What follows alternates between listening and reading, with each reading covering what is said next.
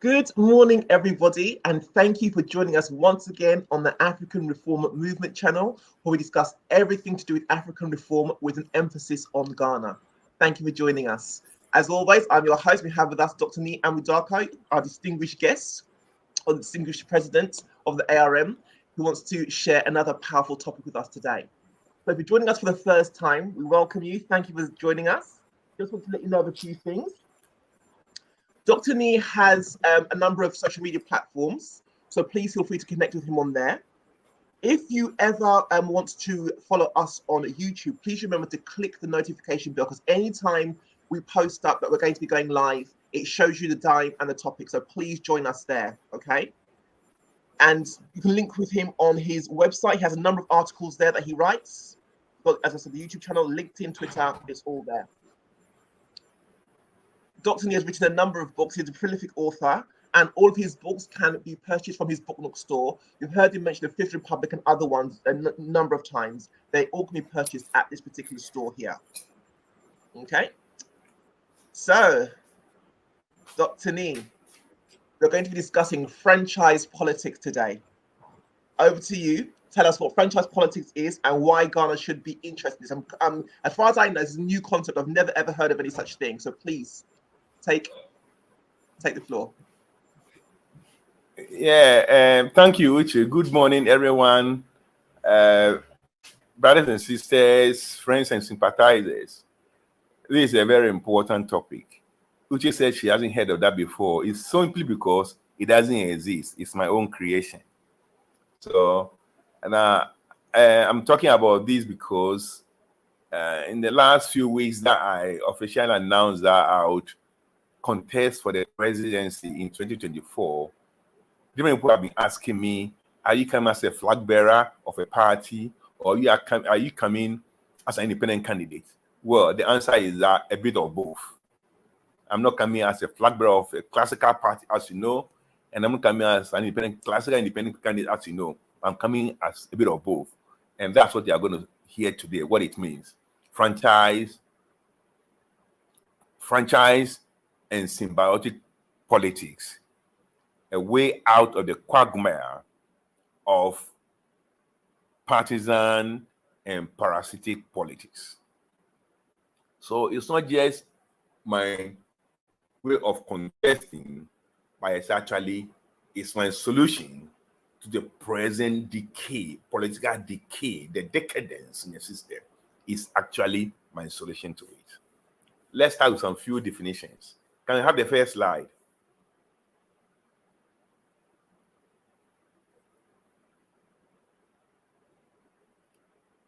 No, first slide.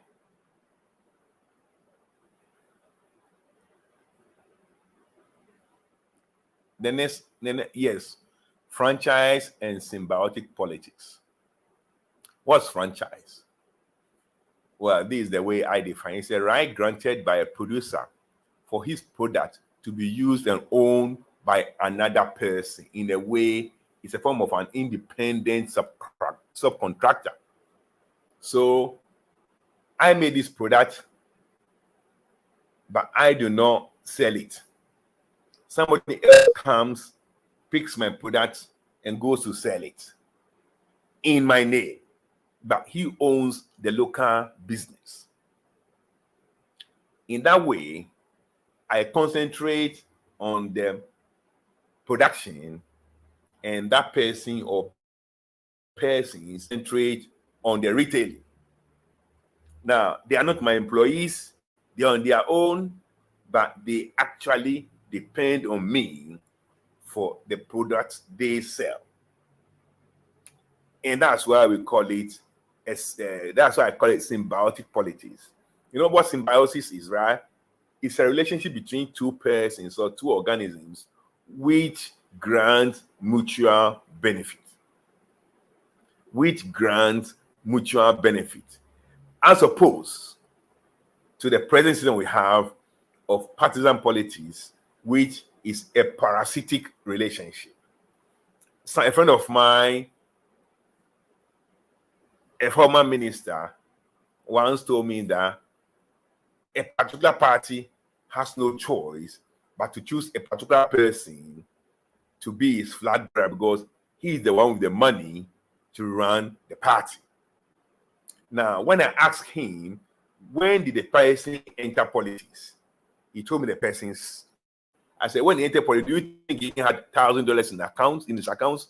He said no. So now, how come that he's the one with money? Where did he get the money from? And that's parasitic relationship. That the person, a parasitic relationship is where you have two organisms or two persons where one benefits at the expense of the other. And that's the partisan politics we have in Ghana. It is parasitic to the point that now one person is the only person who can run the party. Where they get the money from? He benefited at the expense of the party, and they take this into government, and they benefit at the expense of the state. We are drawing a new agenda, franchise and symbiotic politics, where the two persons in the relationship both benefit. Next slide, please. The 1992 Constitution and Framework of Government. You see, Ghanaians and Africans in general have this funny idea. What you forget to realize is that the Europe we see, the North America we see, it don't arise from nothing. It took years, decades to get to where they are. And all this started with what they call the Age of Enlightenment. The Age of Enlightenment towards the end of the 18th century. When people like Newton, Adam Smith, and the rest came to the scene. Debate, argument, trial and errors, and all those things, they did all to create a state which has existed up to today. It came with a, with enlightenment, they dropped dogma and superstition, and everything was open to challenge. Everything. You could challenge anything. There was no longer dogma and superstition. Reason and logic took over. We are failing in that. As a people, we are failing in that. Now, when they say Age of Enlightenment, it means that before then, it was Age of Darkness. So darkness is not a monopoly of the African. Europe too had its Age of Darkness. And brothers and sisters, we are in darkness. Okay? We have to accept that and find a way out of the darkness. We need our own Age of Enlightenment, not rhetoric and populism and just talking by heart. We need our own Age of Enlightenment, and that's what we stand for. The African Reform Movement. We've got to reform the mind, the consciousness. That's what we take it to the next level. Now we come to 1992 Constitution and the Framework of Government. Let me tell you one thing. The Constitution, as we complain about, is a product of our mindset. It's a product of our consciousness. So whatever is there reflects how people were thinking at the time it was written. Okay? Now, we have to understand that this Constitution was based, or our democracy has been based on multi-party politics. Now, once you have multi-party politics, one, there's going to be power struggle for political power. And in our case, it resulted in three things. One, ethnic polarization. You hear MPP saying that Ashantis form their World Bank. Ashantis are 16% of the population. And NDC will say that others form their bank, their World Bank. Others 14% of the population. So you see how close it is.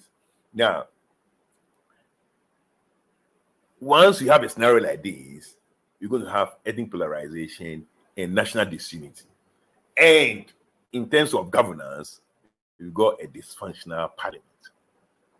All one needs to do is to have the majority in parliament, and the minority can have its say, but the majority will have its way. Now that you have a hung parliament, you see what is happening there. This constitution says that we the people, in the name of Almighty God, we the people will have the natural and inalienable right to establish for ourselves a framework of government that will secure for ourselves and posterity the blessings of liberty. 1. Equality of opportunity. 2. And prosperity. 3. And based on this undertaking, we, the people, adopt, enact, and give to ourselves this constitution. So the validity of the constitution itself, in legal terms, in moral terms, stems from the fact that it's going to give us these 3 things. You're going to have a framework of government that will give us these 3 things: blessings of liberty, equality of opportunity, and prosperity. You and I know whether you've got a blessings of liberty. You and I know. You can decide to be an ostrich, but you know. You and I know whether there's equality of opportunity. You know, don't you? Okay. But what you cannot dispute is that in the last 13 years, 3 living people, and 2 parties have accumulated for us and posterity 360 billion cedis debt. The 3 people are John Mahama, Nana Akufo-Addo, Mahamudu Bawumia. These 3 living people, they have accumulated for us 360 billion cedis. 110 by John Mahama, 250 by Akufo-Addo and Bawumia. So they have a problem. And able to do that because we have a dysfunctional framework of government. The moral basis of the validity of this constitution is questionable. Because what it's supposed to do, the framework of government has not been able to achieve what it's supposed to achieve. It's accumulated debt for ourselves and posterity instead of prosperity for ourselves and posterity. The legal argument for its existence is equally doubtful. Because what it's supposed to do, he has not been able to do it. What we have achieved now is ethnic polarization, national disunity, and dysfunctional parliament. It's obvious. It's all over the place. All right. So what do we do from now? Next slide, please. Einstein and the new constitution. Where does Einstein come in? It's based on 2 fundamental principles: consciousness and problem solving. Einstein said that it is impossible to solve a problem with the same level of consciousness that created it. It's impossible. So now, our constitution was written with a certain level of consciousness, or at a certain level of consciousness, and we've got all these problems from that. We are not going to use the same constitution, the same level of consciousness to solve the problem that it has created. It's impossible. You just cannot do that. And that's what calls for a new constitution that will look at the problems from a higher level of consciousness and then solve it. And the next one is problem solving. Einstein said something. He said that an intelligent person solves problems. A genius prevents problems. And I'll add, a fool creates problems. Okay? We cannot talk of solving or preventing problems if nobody creates them or intends to create them. And the person who creates or intends to create them is a fool. So when we have a situation where three living people, have created a death crisis for us, only today, Ghana is been listed as one of 5 African countries which are very, very fragile. Ghana, Kenya, Ethiopia, Angola, and what was it? I've forgotten a few. Only today I saw it on Bloomberg. In fact, before I started, I just saw it on Bloomberg. Very, very fragile. That they are saying that there will be a total crash within 2 years. Or the potential for a total crash within 2 years is very, very high. So somebody has created a problem. Okay. The cause cannot be part of the cure because the cause is operating at a very low level of consciousness. And that's where the problem is there. To solve the problem, you got to go higher. Okay. And that's where we are coming from. We are looking at a very, very serious issue. Not politics as usual. Very, very serious issue. An intelligent person solves problems. A genius prevents problems. And a fool creates problems. He stated some other way that an intelligent person gets out of situations that a genius will not get into in the first place. So an intelligent person is able to get out of situation, but the genius will not get there in the first place because it prevents it. And a fool will stay there forever and will defend it. That's the problem we have. Anyway, let's move forward. Next slide. What do I mean? For us to reverse the mess in which we find ourselves, we have to redefine politics. We have to redefine what is politics. They will tell you it's struggle for political power between parties. No, we have to redefine it as a community's activity for its own development and prosperity. Because I've told you what the power struggle means. The power struggle means, in our situation, ethnic polarization. What was the other one? National disunity and a dysfunctional parliament. We have the thinking, the consciousness that politics must be seen as a community's own activities for its development and prosperity. Once we change the mindset from power struggle to activities for development and prosperity, it will become consensual. How do we move from here to there?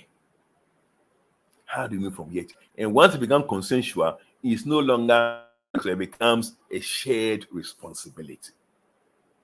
Now, these are fundamentals because if you're asking for a new country, you don't know what you're asking for, you end up getting it. Because this is the 4th constitution we're making in this country. In fact, more than 4. Nkrumah ruled with 3 constitutions, 1957, 1960, 1964. Then we have 1969 constitution, 1979 constitution, and 1992. So these are 6th constitution. And we go and come back to the same point. Because we don't even understand what you are dealing with. The consciousness is so low. Communist activity, no power struggle. Consensual, no adversarial. Shared responsibility, no winner takes all. Next slide, please.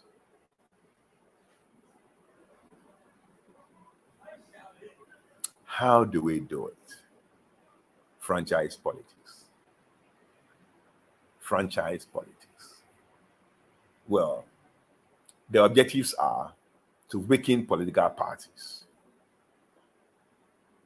to bring in politics of ideas, and to establish an independent and functional parliament. What do I mean by that? What do I mean by franchise politics? And for that matter, symbiotic politics. So I'm starting local, then I'll go multinational, then I'll go further. Okay? Then I'll go to superpower real.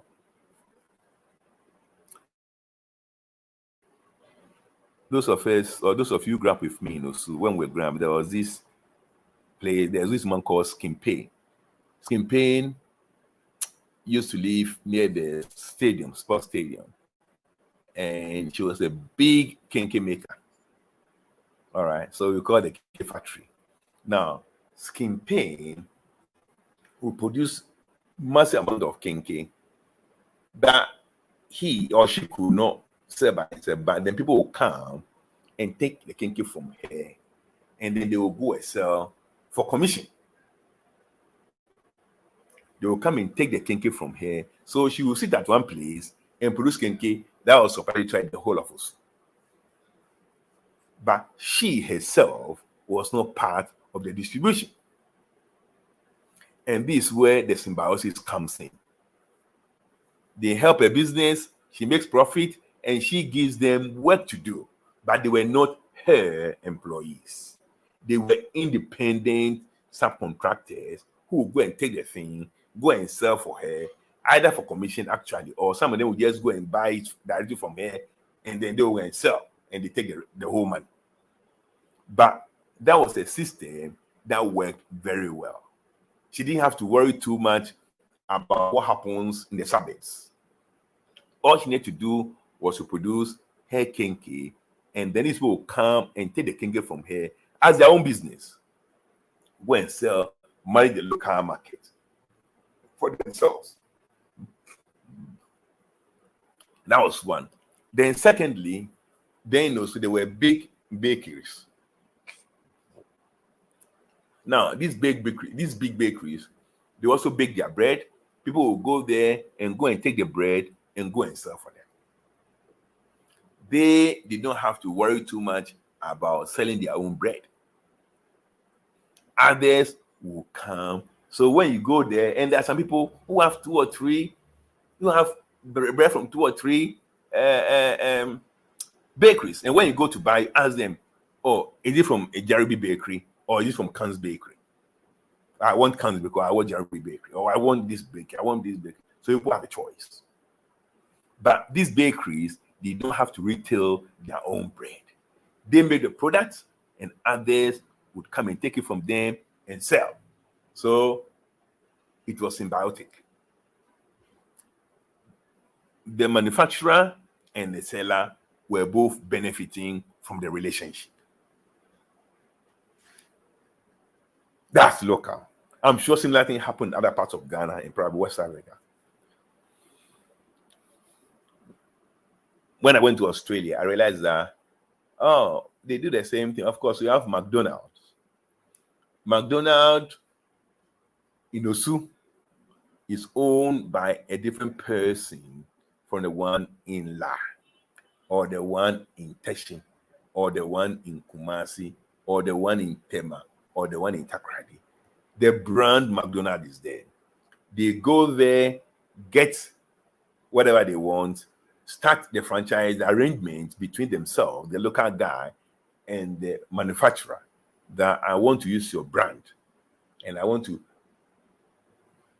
station a fast food service here in Osu for you. Of course, the agreement is that you pay the brand owner, the one with the franchise, so you pay him some money, but then you don't have to stress marketing yourself. He's done all the marketing for you already. And he also doesn't have to stress selling things in the suburbs. You are going to do that for him. So again, it is a mutual beneficial arrangement. And within few years, you see a good product spreading across the whole country without the one who started the product investing in local areas. These will be done by those who buy the franchise from him. And now, how has China conquered the world? When we're kids, you say, I want Sony TV. I want Philips TV. Philips will build its own TV. Everything in the TV will be made by Philips. And that made things expensive because there was no economy of scale. Then China came with a different model. Now you see one Chinese factory that will produce the same TV, but then different people will come, buy it, and go and budget it. So that you come to Australia, go to different shops, you see the same TV there, but they bear different names because the guy has got a Chinese TV. He's put his name there. He's put his name there. This person has got the same thing. And so by so doing, China is producing, but it's not the one selling.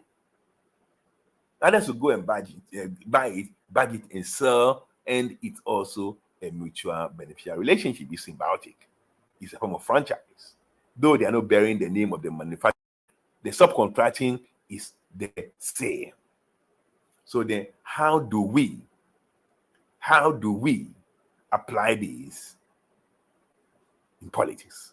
How do we adopt and adapt this mechanism in politics? And this is what I intend to do for 2024. I represent the African Reform Movement, and I've come with my political system, Afrimocracy. Where is the book? This little book, Afrimocracy, Democracy Brewed in African Politics. You can see the symbol Sankofa there. Okay. There are things I've talked about in the book: the structure of the state, the structure of government, the referee, the electoral commission, what was the other one? The Council of State, and all those things. Now, I'm coming with the menu.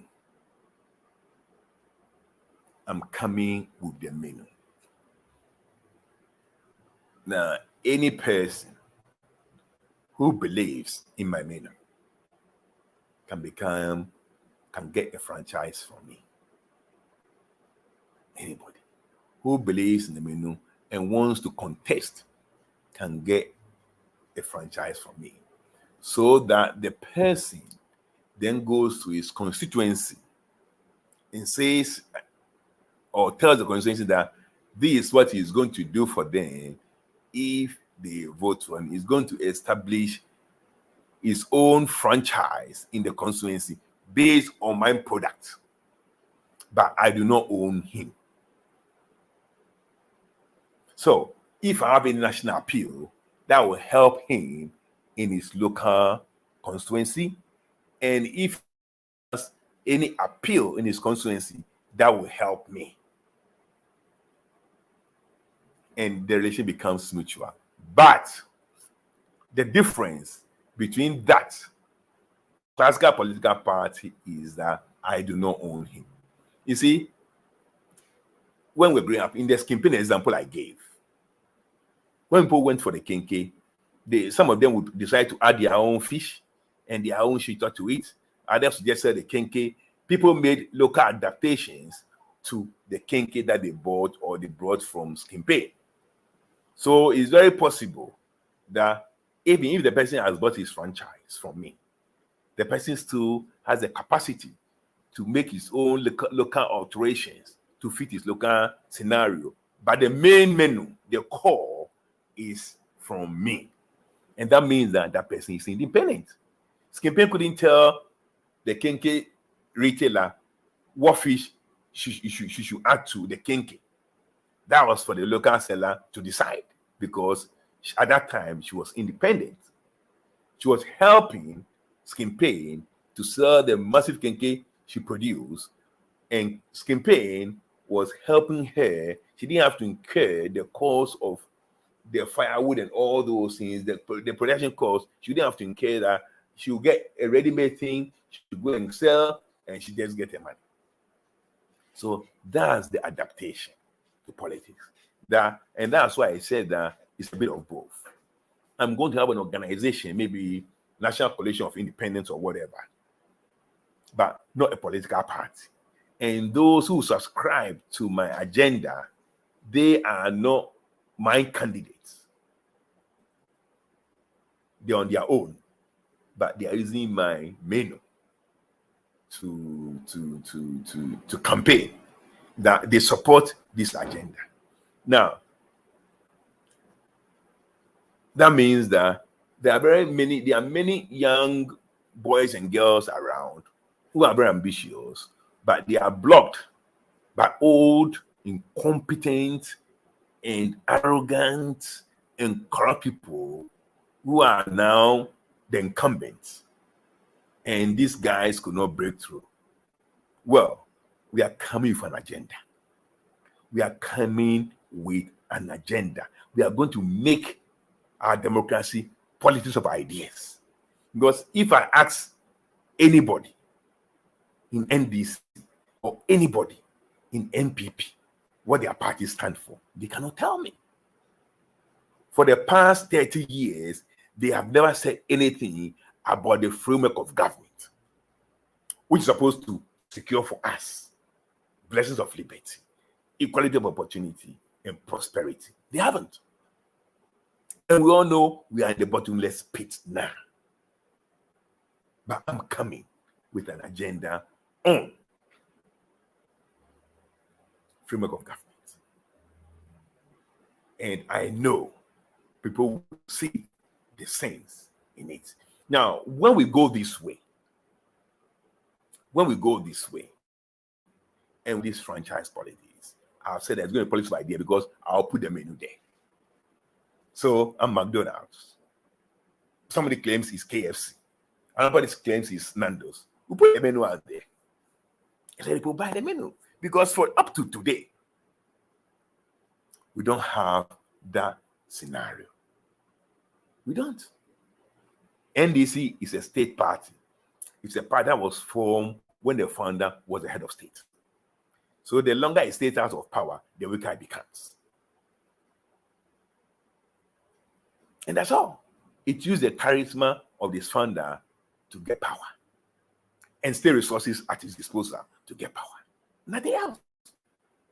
Not the social democracy. They don't even know what that means.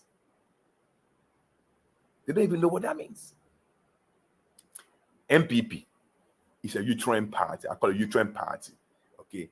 A party with its base mainly in Ashanti and Achim quarter of the Akan group. That's as simple as that. Its predecessor, original predecessor, the NLM, National Liberation Movement, when it was formed in 1954 and it contested 1956 elections, had 39 candidates in only Ashanti and Eastern region, nowhere else in the country. So that's its fundamental base. Okay, it's a Uterine party. And because of that, they always have a certain core. But now they are 10 themselves apart, the two cores. The Ashanti faction and Achem faction. And we're going to see.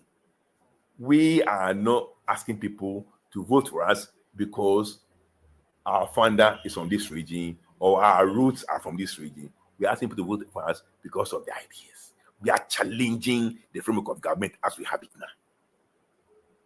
We're saying that it's accumulated debt for us instead of prosperity for ourselves and our children and children's children. And because of the framework of government as it is now, that a president can even appoint somebody to become Speaker of Parliament, who is supposed to be independent, it is a dysfunctional arrangement. And we are going to change it. We cannot have a parliament that one MP represents 180,000 people and that MP represents 18,000 people. It's immoral. Actually, it's unconstitutional. But we are coming. Once we have these independent subcontractors and they go to parliament, they are not going there to be a rubber stamp for me because they are independent. They believe in me because I said A, B, C. They bought the menu. If I bring something outside the menu, they have the right to resist it. No, they sign up for the menu. Change the structure of the state. Change the structure of government. Change the electoral commission. Change the council of state. Change appointments of senior civil servants and public servants. All those things written in the Fifth Republic. They believe in that, so they join me. The economic platform for economic transformation, which I wrote in Weep No Africa, which I'm going to write again, Ghana Must Be Born Again, which will come out sometime this year. They believe in that. So now if I go as president and I bring a bill to Parliament which contravenes these things, they have the right to resist because they're not my party members anyway.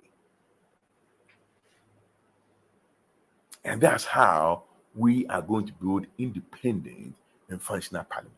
So those who have been asking me, how do you govern if you don't have parliamentary members in MPs, if you are coming as an independent? I'm telling them that I'm not coming as an independent candidate. I'm coming as the head of a franchise.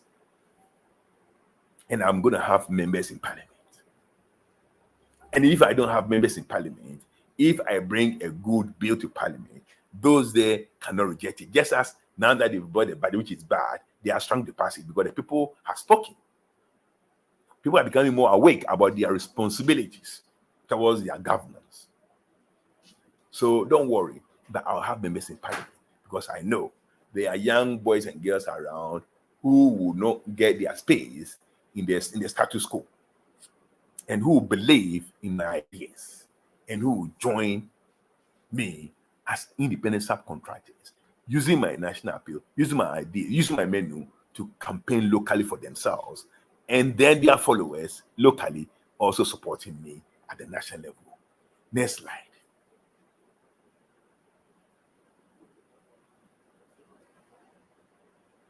Next slide, please. Oh, no. All right. So now you all understand the way I look at our problem. We have a framework of government that has failed the people, and therefore the constitution has failed the people. But we have to do it democratically and legally. And the way to do it, I have just highlighted to you. We've got to move from partisan politics to partisan and parasitic politics to franchise and symbiotic politics, where I'll be the head of the franchise company and the local MPs, the independent local MPs, with my local franchises. Now, they are going to manage their own affairs locally, but they will benefit me by their supporters voting for me. And I'll benefit them by giving them the idea, the agenda, to preach to their people about the new way forward. Okay, thank you, Dr. Nii. Thank you so much for that. Let's go through here. Let's see. Okay. Deacon said, it seems Ghanaian minds are glued to the two main parties that it would take an act of God to bring change.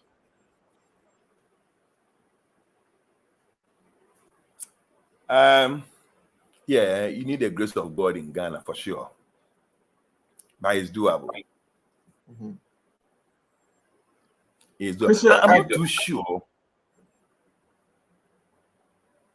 Christopher said, a huge chunk of the Ghanaian population is apparently fed up with the rotational misrule of the NDC and NPP and are calling for a viable third force with which they could ally to rescue Ghana. Yeah, thank you very much, Christopher. That's what I was going to say, actually. So you've actually read my mind. Yes, the issue is that the third force, or whatever it's called, must come with politics of ideas. The third force, the whatever force, must not be an isomer, must not be a mirror image of the failed NDC MPP. Because we just don't want a third force for the sake of a failed NDC MPP. The third force must be the answer to the mess we find ourselves. And it can only come through with the menu. So you tick, and that's what they are going to do. It's going to be a different ball game.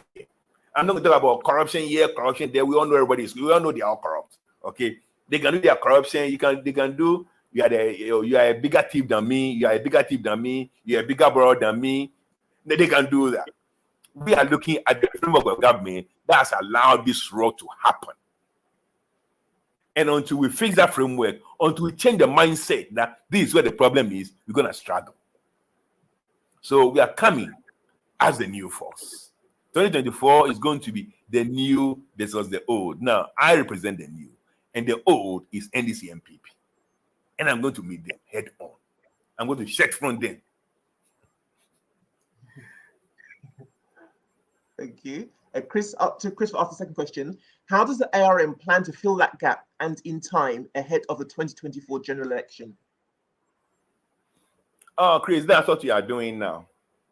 You see, now I've told you how I plan to run a 2024.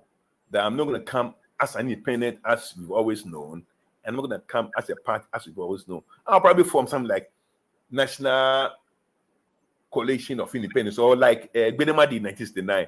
Now, if form National Alliance of Liberals, okay, National Alliance of Liberals, he led that group. I can form National Alliance of Independents or whatever, and it's going to be under the banner of a franchise arrangement. You know, so that's the system that I want to bring, a symbiotic system that I provide a menu. They do the local sales, and we're going to move. The key thing is to have the correct menu that meets the needs of the people, and I do, more than anybody else in the history of Ghana. Okay. Thank you, Christopher. Charlotte has said, how do we pay back the massive debt Ghana has accumulated and raise our rating? Hello, Shah. You don't know this woman, right? I'll tell you about her later on. Okay. How do you pay the massive Ghana the Ghana has accumulated and raise our rating? You know, Shah, I live in Australia. Australia is AAA. Australia is AAA. So I know how a AAA economy works, and I believe I know how to raise Ghana from C or B minus, to A, not AAA, but I can raise it to A in 8 years, and they will move from there. You see, when you borrow money to eat, when you borrow money with no plans to pay back, you get where we are. When you borrow money to invest in what will bring returns, and then you spend the returns on your infrastructure and other things like that, you realize that you're able to sustain your debt and pay the debt back. I spoke earlier on some time ago that the key of industry is energy. And the key to wealth creation is rule of law and appropriate education. So we're going to have energy. At least 30,000 megawatts of installed energy. As I'm talking to you now, Ghana has only 4,000 megawatts of installed energy. And that's why we still have Dumso. They have no clue the link between energy and industry. You in the US, you know why America's number one foreign policy is energy security, why they are stuck in the Middle East. We don't have that mentality. South Africa produces or has 52,000 megawatts of installed energy. And that was done by the white man anyway. Okay. And that's how they're able to sell energy to Lesotho, Swaziland, Namibia, Mozambique, and I think Southern Zimbabwe. So the investment there brings returns. So if they borrow the money to build this infrastructure, they have the means to pay back. You got to look at it that way. Okay, so energy is like the food for your body. Energy is like the food for your body. Without the food, you can't do anything. Energy for industry is like food for body. And a particular food, like carbohydrate, which gives us most of our energy, for industry, the particular food the industry needs is coal. Okay, let me say it again. It's coal. That's why India told them at COP26 that he is not thinking of stopping coal because coal is the engine for alleviating poverty in India. He's not thinking about stopping coal for the next 50 years. When it gets to 2070, they can come and ask him again about coal. That's why China, that produces 30% of the world coal, they don't even come there at all. Because for them, they need coal to defeat poverty. China produces 30% of world green gas. Population of 1.4 billion. Africa, population about the same. And we produce 2.2. And China produces 30%. And we can see the difference. We can see the difference. So for me, coal is a means to reduce poverty. India, population of 1.38 billion, similar to Africa and similar to China, produces 8% of global emissions. And Africa produces only 2.2. In fact, the 2.2, half is produced in South Africa alone. The rest of Africa produces only 1.1. Australia, 25 million people, they have installed energy to 8,000 megawatts. 76% of it is from fossil. And what are we saying? We are going to get 30,000. Once we have that, then you see where the money will come from. We sell fuel to everybody. We sell energy to everyone in West Africa. And we'll pay our debts. But those who have made this debt for us, we are going to challenge them. They will bring the money back to. So, yes, we'll pay the debts. We'll get energy on board. We'll rule of law. Like I've said, the engines of wealth creation is rule of law and appropriate education. And those are going to be fundamental on our menu. How are we going to do that? And the rule of law, I mean effective government, good judiciary, dependable judiciary. We're talking of property rights, talking of trust in the society. And talking of, what's the other one? The future I've forgotten. But rule of law. Internal security. Internal security. These are the things that separate us from the advanced world. No rule of law. We know that. We lie, but we know that. Everybody knows that. So we are coming. All right. Thank you very much for your question. We are coming. Okay. Thank you, Charlotte. Thank you. Okay. Tori asks, how would you be sure about the people who will purchase your franchise? Are they fit, responsible, have good mindsets to follow your guidelines? A franchise is a contract, it's an agreement. And so before you sell a franchise, you go to the person. You go to the person and you check your things. So if you get 80% successful and correct people, is a big thing. All right, so we look at the glass half full rather than half empty. And we scan to the people like anything else. You got to go to the people and make sure that as best as you can, you eliminate the frauds and the crooks. And we'll do that. But having said that, I'm not aiming at 100% correct representation. But anything 80, even 70 is great. And we'll get that.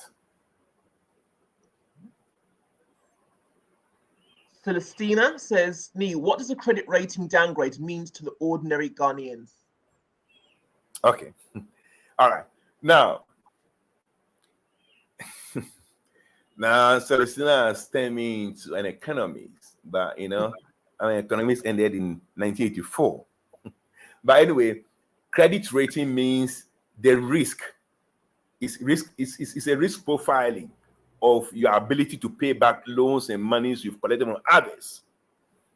What it means is that once you are downgraded, it means that you are less trustworthy, you are less credible. And that means that if you go and borrow, to make up for the risk, you pay a higher interest. So it makes you poorer. So now let's say, for instance, Ghana has gone to borrow $1 billion. And Australia has gone to borrow $1 billion. You have to understand that the cash rate, the interest in Australia is 0.1%, not even 1%. Okay, the cash is 0.1%. I think Ghana is 4%. So Australia interest rate is around 40 times less than that of Ghana. Now, when Ghana is downgraded, well, I know that we have some bonds maturing in 2026 at 16%. When Australia goes to borrow money, Australia pays probably 0.15% of interest because they are dead sure he's going to pay back. He's got AAA rating.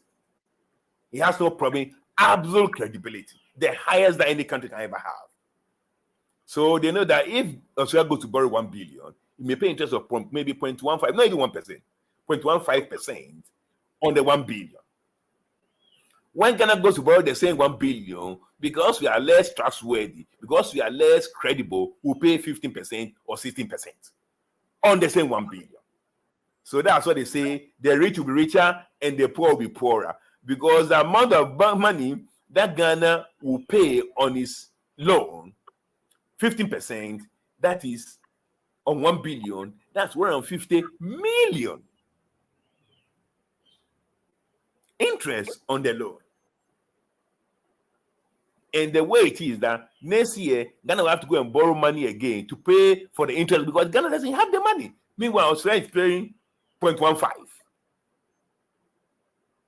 which is 150 times, which is 100 times less than what Ghana pays. So when you are downgraded, it means that one, you are less trustworthy, you are less credible, you are not managing your economy well. Nobody believes that you can pay, so they will have to impose a heavy penalty on you, and you pay more, so you become poorer.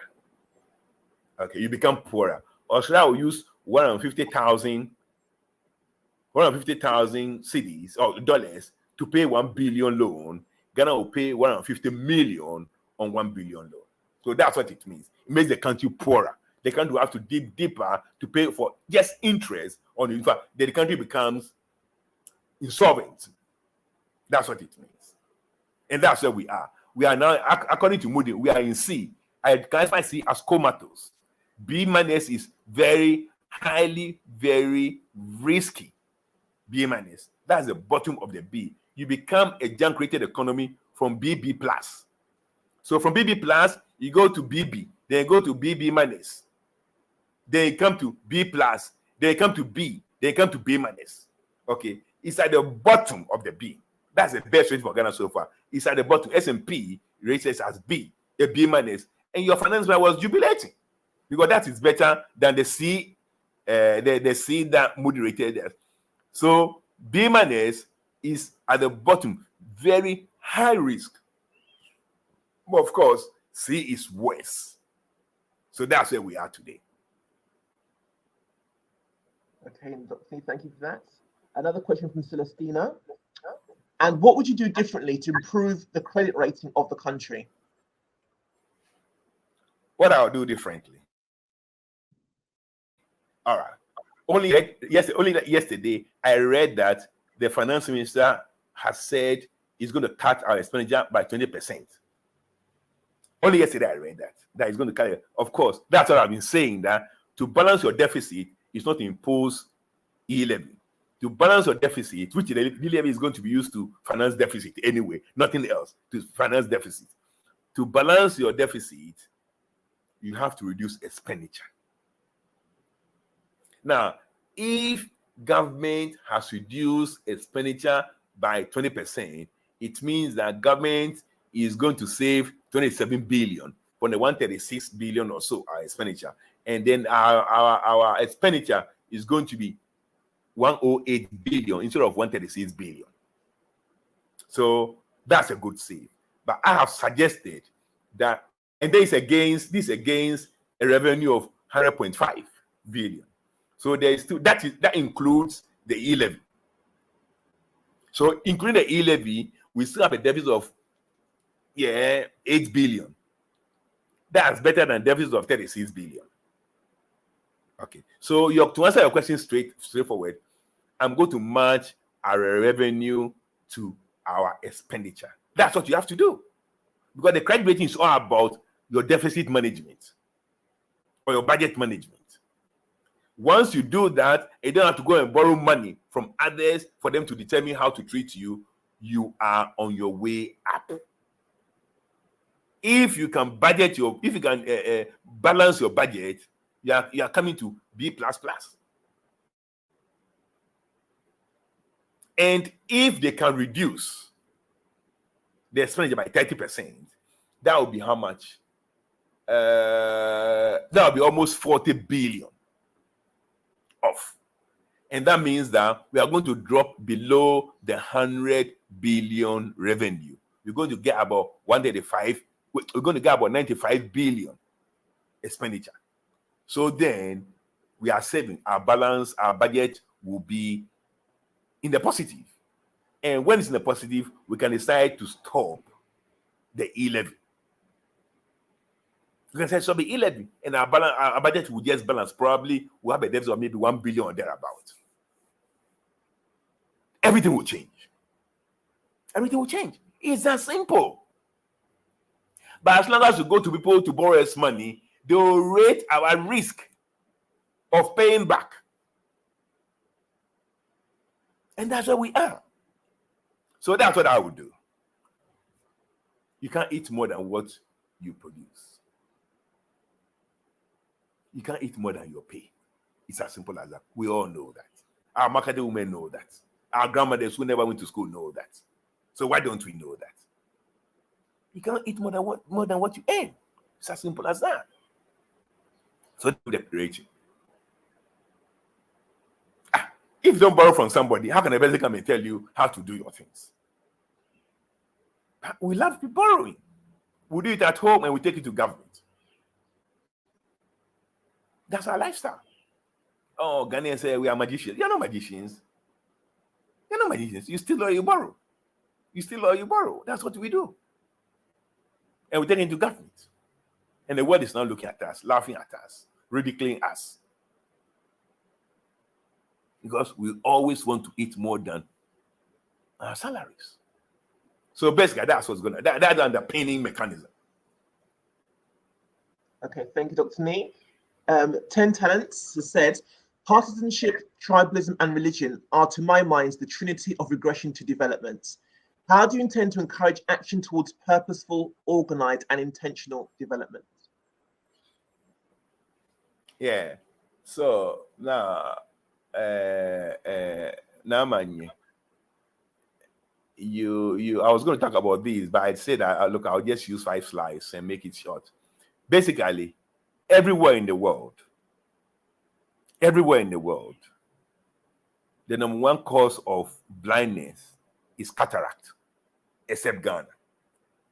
In Ghana, cataract is number 4. Number 1 is partisanship. Number 2 is ethnicity. And number 3 is religion. Okay. These are the causes of blindness in Ghana. You see people who are supposed to know better, but because of partisanship, their mind goes into hibernation. Because of ethnicity, they talk like, I call them ethnophrenics. You know schizophrenia? Yeah, I call them ethnophrenics. They just talk like mad people because of ethnicity. And of course, don't worry about religion. We know how to deal with that one. So you have to bring a system in that which have become part of our framework of government. And that's why the constitution needs to change.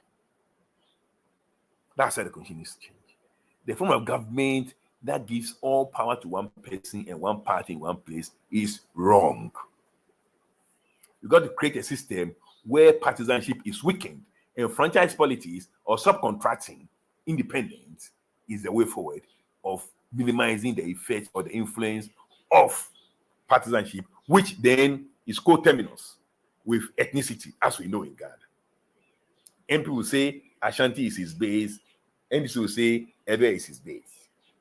So the two are co-terminus, partisanship and ethnicity.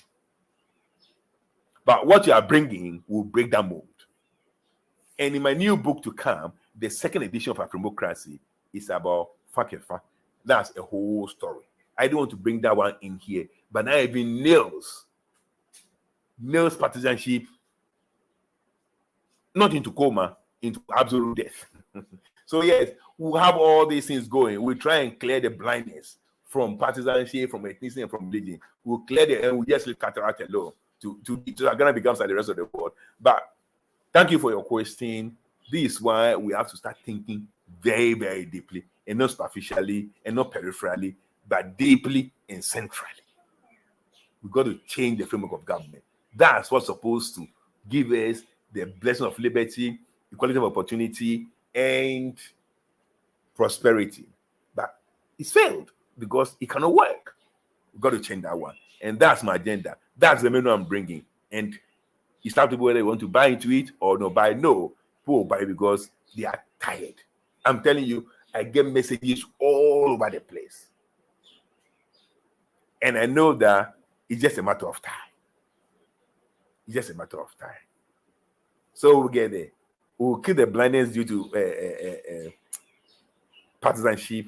We'll kill the blindness due to ethnicity. And we'll kill the blindness due to religion. Easy to do. Thank you, Dr. Nii. Let's see. There's two more here. Okay. Do you think, sorry, that's from Celestina again. Do you think that the free SHS contributes to the depletion of our public purse? If yes, what would you do differently to ensure kids from disadvantaged backgrounds access good education freely? You find all this in the book to come, Ghana Must Be Born Again. By the free SHS, you know I'm dead against that, right? I'm dead against free boarding SHS.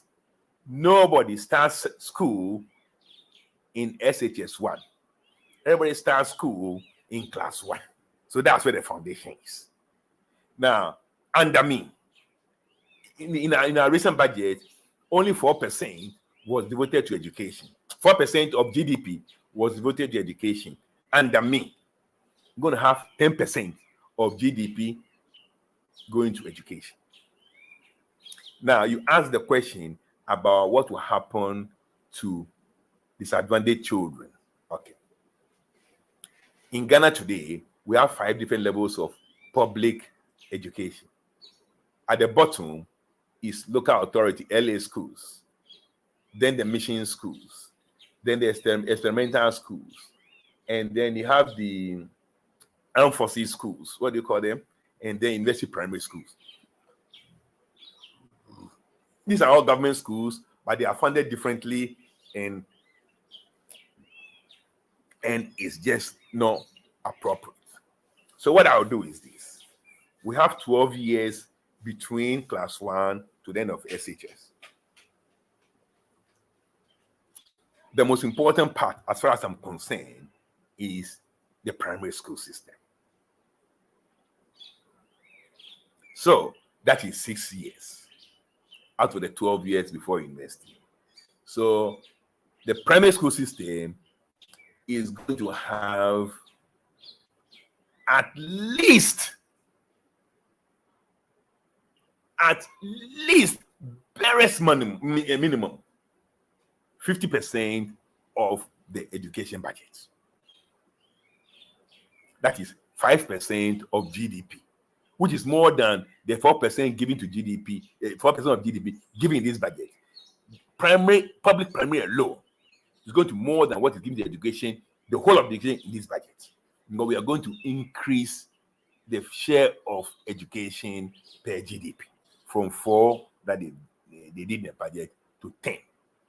And 5, half of that will go to public primary school, so that every primary school will be at the level, barest minimum, of the armed forces schools. And it's doable. Awolowo did that between 52 and 58, between 52 and 1960 in Nigeria.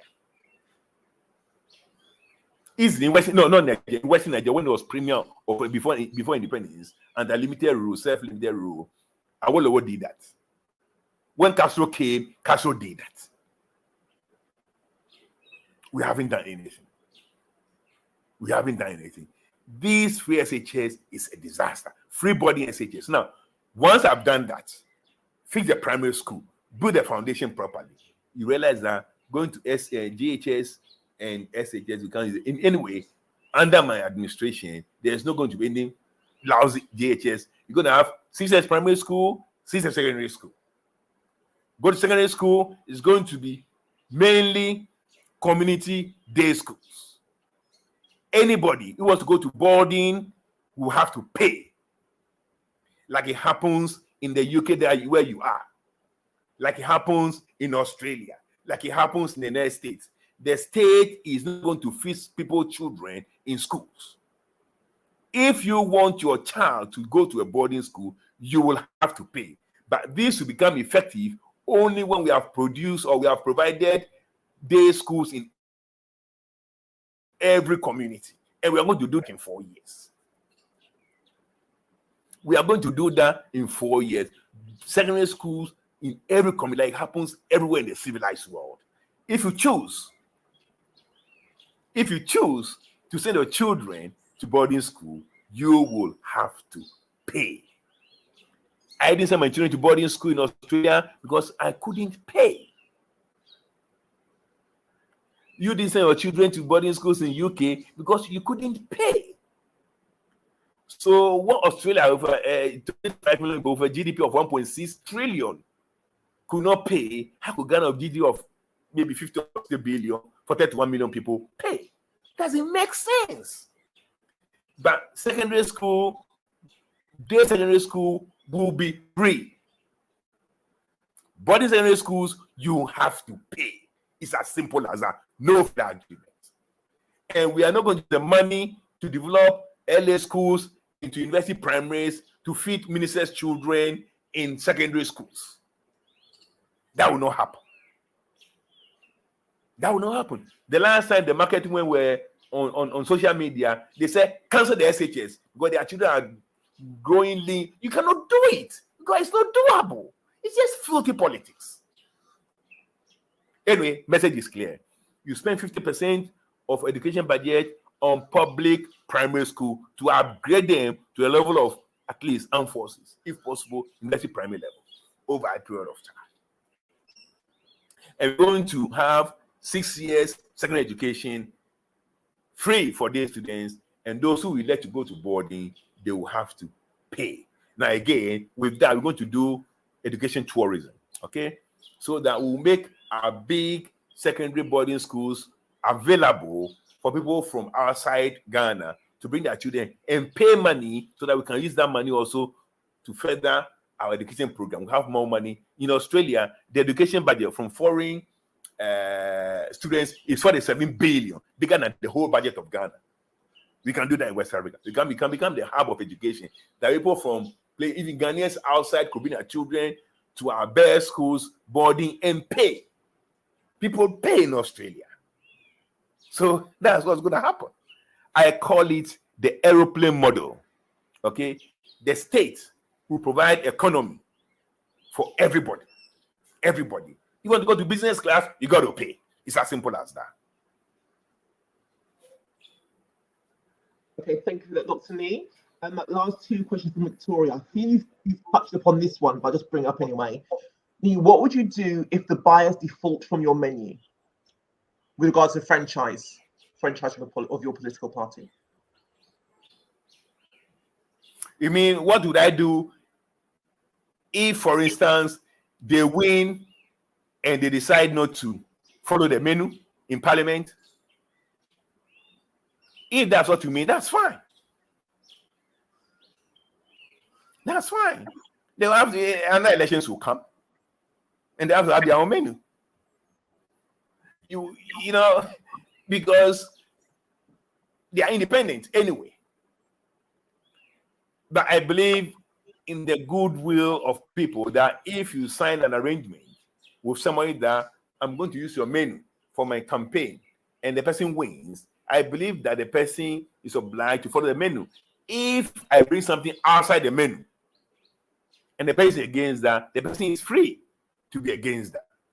But as long as what I say, what I bring to Parliament is within the menu like I've written as he agreed to in the beginning, then morally it's obliged to, but I cannot force him. That's the beauty of it. So it is what it is. Because you know what? If, for instance, me, I'm a member of any political party, and I have strong view about something, and I even made a minister, and the president decides that he's going to go against what I believe, I'll resign immediately. So it doesn't bother if somebody decides that, okay, I'm not in Parliament, I don't want to go. If it's all right, go. It doesn't bother me. You'll be judged by the people. It doesn't bother me at all. Okay, one final question from Victoria. Would Ghanaians with fixed mindsets understand your new innovations? I actually don't believe that Ghanaians have that fixed mindset that most of us want to believe. You know, I don't think so.